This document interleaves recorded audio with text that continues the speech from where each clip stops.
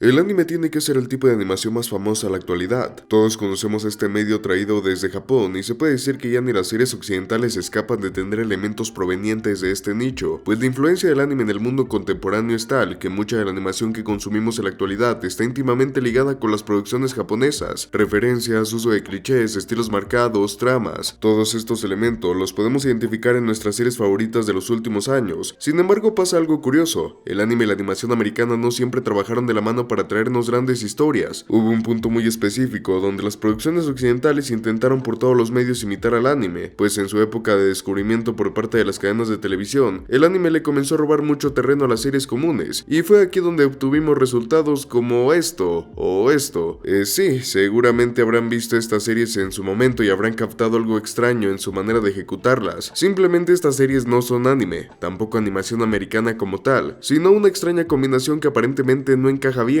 El día de hoy vamos a echarle un vistazo a la historia del anime americano y ver por qué los estadounidenses no saben hacer anime.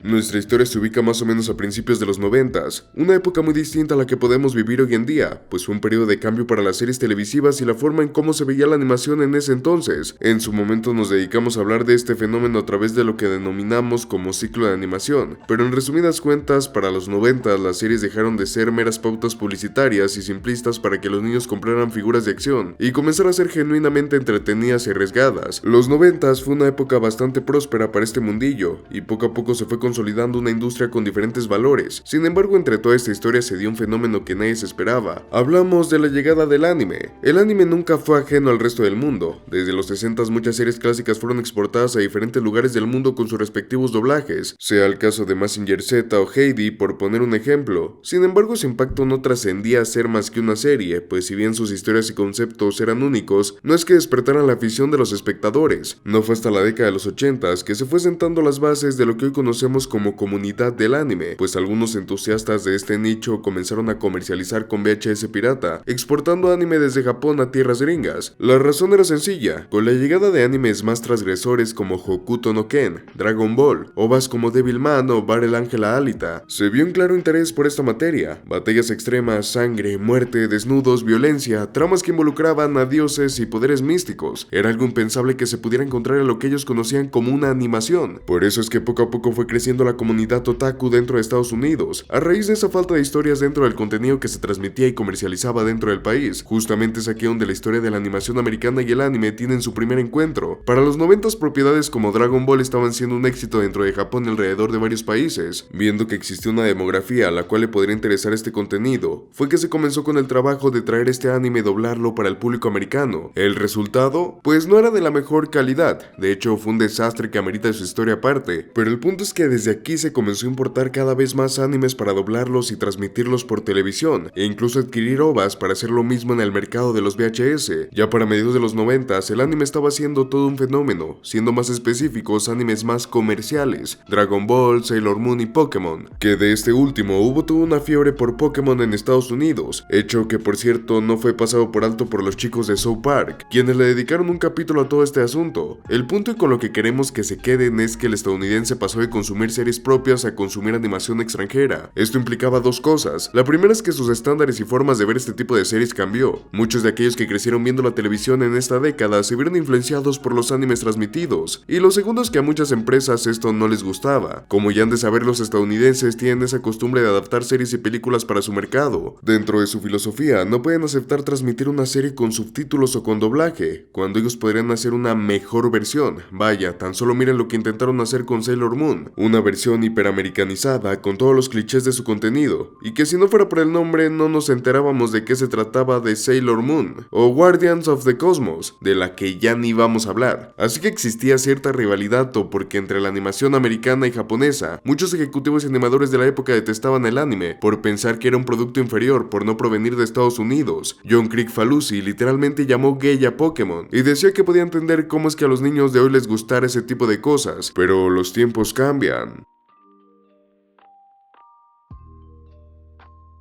Para los 2000, el anime ya se había sentado en la programación habitual del estadounidense que veía la televisión. Claro, hablando de la demografía que veía animación, justamente los niños de los 90 que crecieron con estas series clásicas ahora eran adolescentes con acceso a internet, siendo que aquí fue cuando se dio este interés más pronunciado por otros animes, cosa más de culto como animes gore o series más profundas, fueron el detonante de que la comunidad otaku se consolidara como la conocemos hoy en día. De igual forma otros animes surgieron, Naruto, Death Note, Death and Life, Full Metal Alchemist, entre tantos otros. Esto hizo del anime un fenómeno que no hacía nada más que crecer en popularidad entre el público más joven, y aquí es donde el anime y las series americanas tuvieron su primer intento de fusionarse, de reconciliarse y consolidar algo nuevo, o bueno, algo diferente. Otra cosa que también distingue a los estadounidenses es que el dinero los mueve más, y si bien muchos productores y animadores odiaban el anime, no pueden negar que dejaba millones de ganancias. Las personas adoraban cualquier cosa japonesa con ojos grandes y rasgos kawaii, y fue cuando pensaron, si a la gente le gusta este tipo de cosas, ¿por qué no imitarlas? Y aquí es donde surge el anime americano.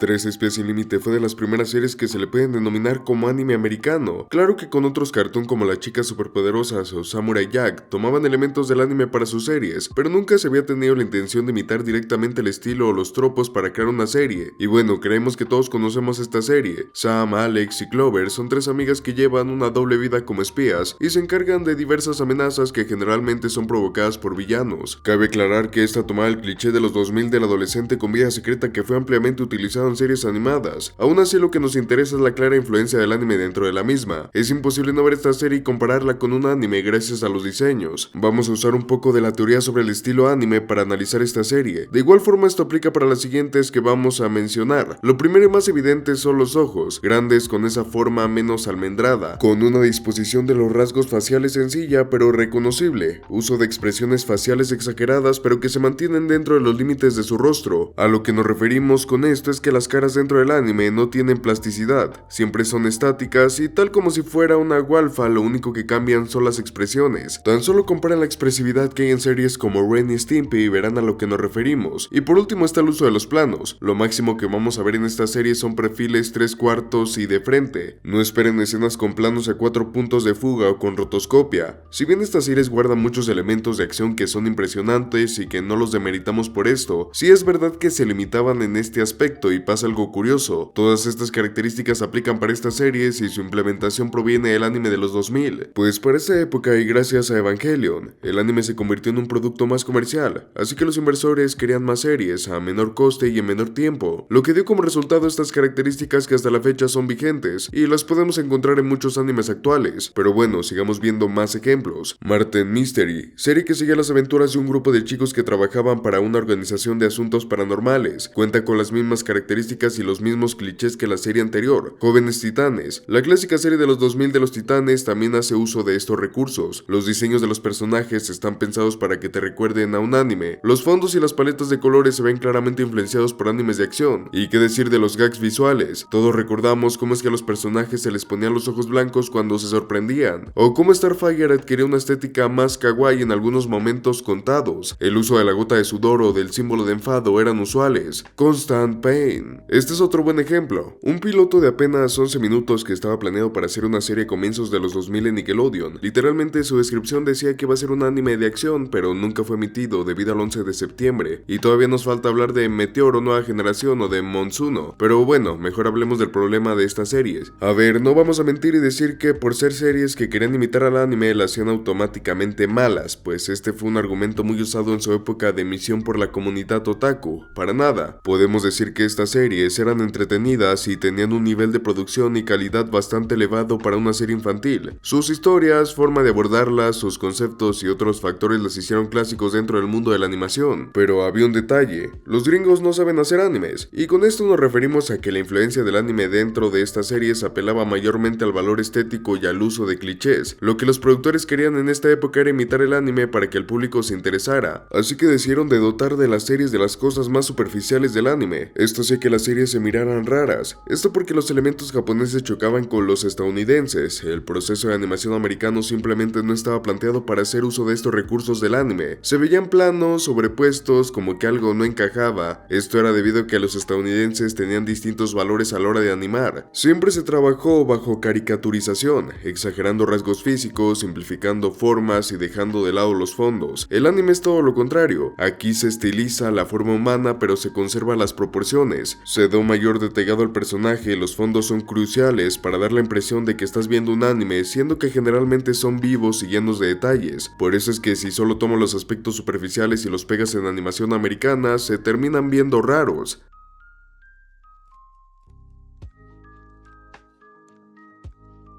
Con esto dicho, tenemos que mencionar algunos animes americanos que de hecho se escapan de esa crítica por razones curiosas. Los primeros son las series en forma de sátira. Aquí entran cartoon como Kappa Mikey o Mi Vida y Yo, series que toman todos estos clichés de los que hemos hablado y los exageran a niveles ridículos que solamente se pueden tomar como una sátira. En serio, vean estas animaciones y notarán que tomaron lo más estereotípico del anime para crear a propósito este choque visual. Y bueno, si nos pusiéramos en este papel de críticos sabelotodo, diríamos que están mal hechas. Y sí, pero justamente esto hace que sean tan buenas, al burlarse en su cara del anime. Y ni se diga Kappa Mikey, en un principio iba a ser una comedia para adultos con este humor tan estereotípico que hasta se podría considerar racista. El segundo tipo de animación se salva de esta crítica, es el que literal emula al anime. Castlevania, The Book Dogs y por supuesto Avatar, la leyenda de Aang y la de Korra. Son series que si no es por el hecho de que fueron hechas fuera de Japón, se les consideraría anime como tal. La razón es que estas producciones abandonan por completo las bases y reglas americanas de la animación y literal se basan en la forma en cómo los japoneses animan y crean sus propias series. Por eso es que se sienten tan diferentes a los primeros ejemplos que dimos, pues estas no combinan dos estilos.